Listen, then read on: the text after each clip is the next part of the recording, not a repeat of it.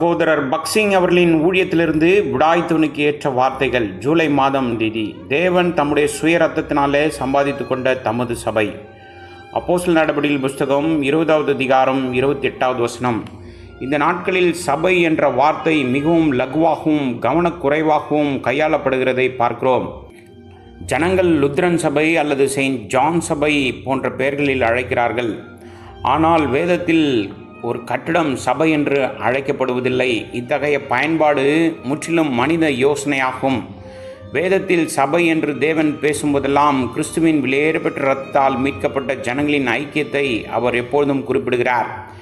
எபேசியருக்கு எழுதின நிருபத்தில் சபைக்கு 7 பெயர்கள் கொடுக்கப்பட்டுள்ளன.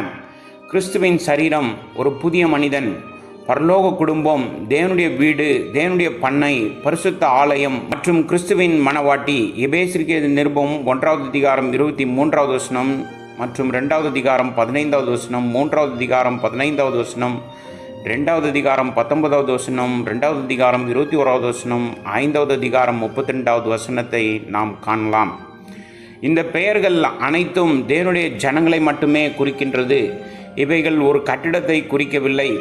சபை என்று மொழிபெயர்க்கப்பட்ட கிரேக்க பதமானது எக்லீசியா என்று அழைக்கப்படுகிறது.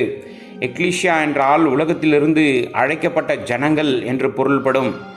ஆண்டவராகிய இயேசு கிறிஸ்து தம்முடைய சீஷர்களிடம் சொன்னார், உலகத்திலிருந்து நான் உங்களை தேர்ந்தெடுத்தேன், ஆகையால் உலகம் உங்களை பகைக்கிறது. இவ்வாறு நாம் உலகத்திலிருந்து அழைக்கப்பட்ட ஜனங்களாக இருக்கிறோம். இதனால்தான் கர்த்தர் நம்மை எக்லீசியா என்று அழைக்கிறார். சபை ஒரு கட்டிடத்தோடு கூட ஒப்பிடப்படுகிறது. உங்களிடம் ஏராளமான கற்கள் மற்றும் சிமெண்ட்டுகள் இருக்கலாம். ஆனால் நீங்கள் ஒரு வீட்டை கட்டுவதற்கு அவற்றை தேவையற்ற முறையில் கலக்க மாட்டீர்கள்.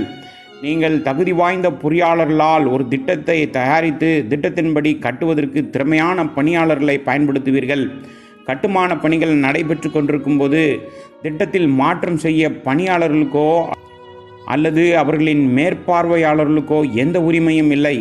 அதுபோலவே தேவனுடைய சபையில் நமது தலை சிறந்த கட்டட கலைஞராகிய கர்த்தராகிய இயேசு கிறிஸ்து ஜீவனுள்ள கற்களாகிய நம்மை அவருடைய வாசஸ்தலமாக கட்டி எழுப்புவதற்கான தம்முடைய பரிபூர்ண திட்டத்தை தம் ஊழியர்களுக்கு வெளிப்படுத்தினார்.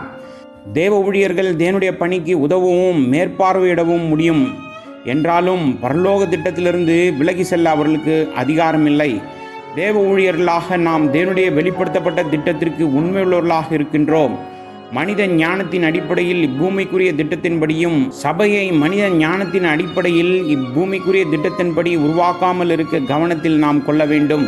இது சர்ச் ஆஃப் இங்கிலாந்து திட்டம் அல்லது மெத்தடிஸ்ட் திட்டம் அல்லது வேறு எந்த மனிதர்களால் உருவாக்கப்பட்ட திட்டத்தின்படி கட்டப்படவில்லை.